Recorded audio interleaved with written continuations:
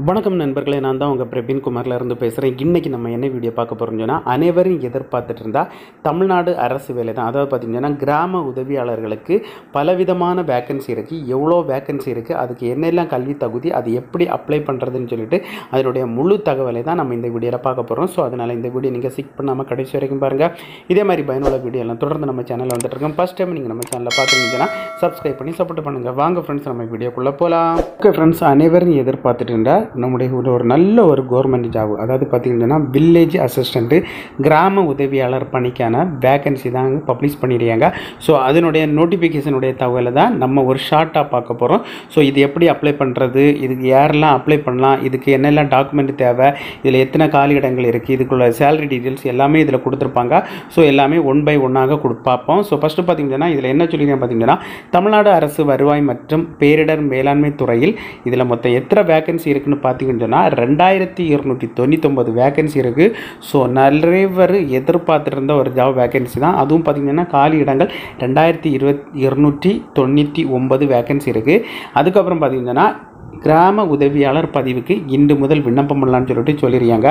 So already இது application வந்துட்டு, so நான் கொஞ்சம் லேட்டாக தான் வீடியோ போடுறேன், ஷார்ட்டாக தான் நான் சொல்கிறேன். இது பதவியின் பேர் பார்த்திங்கன்னா வில்லேஜ் அசிஸ்டண்ட்டு கிராம உதவியாளர். இதுக்கு யாரெல்லாம் அப்ளை பண்ணலான்னு சொல்லி பார்த்திங்கன்னா 10ஆம் வகுப்பு யாரெல்லாம் பாஸ் ஆனாங்களோ ஸோ அவங்க தைரியமாட்டு இந்த ஜாபுக்கு நீங்கள் அப்ளை பண்ணிக்கலாம். அதுக்கப்புறம் பார்த்திங்கன்னா இதுக்கு வயது வரம்பு கொடுத்துருக்காங்க. நீங்கள் யூஆர், அதாவது பார்த்திங்கன்னா நீங்கள் கம்யூனிட்டியாக இருந்தால் 21 to 32 வயசு வரைக்கும் உள்ளவங்க அப்ளை பண்ணிக்கலாம். அதே இது பார்த்தீங்கன்னு சொன்னால் BC, MBC, SC, SCA, ST இந்த கேட்டகரியில் இருக்கவங்களா பார்த்தீங்கன்னா 21 to 37 வயசு வரைக்கும் இருக்கவங்க தாராளமாக அப்ளை பண்ணிக்கலாம்.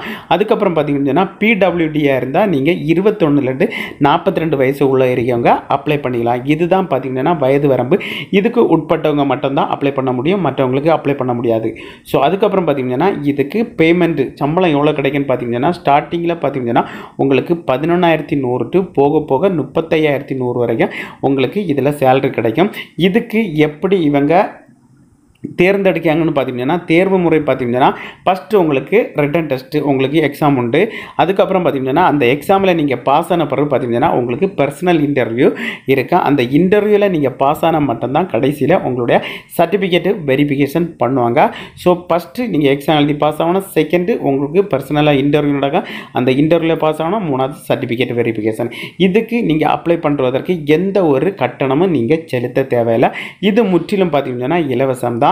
இது எப்படி விண்ணப்பம் பண்ணுவதுன்னு பார்த்தீங்கன்னா இது ஒன்லி நீங்கள் ஆஃப்லைனில் பார்த்தீங்கன்னா 7/7/2025 முதல் 5/8/2025 வரைக்கும் நீங்கள் விண்ணப்பம் பண்ணலாம்.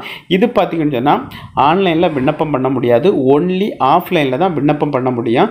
அதுக்கப்புறம் பார்த்தீங்கன்னா இதுக்கான எழுத்து தேர்வு பார்த்தீங்கன்னா 5/9/2025, நேர்காணல் பார்த்தீங்கன்னா 20/9/2025 to 26/9/2025 வரைக்கும் கொடுத்துருக்காங்க.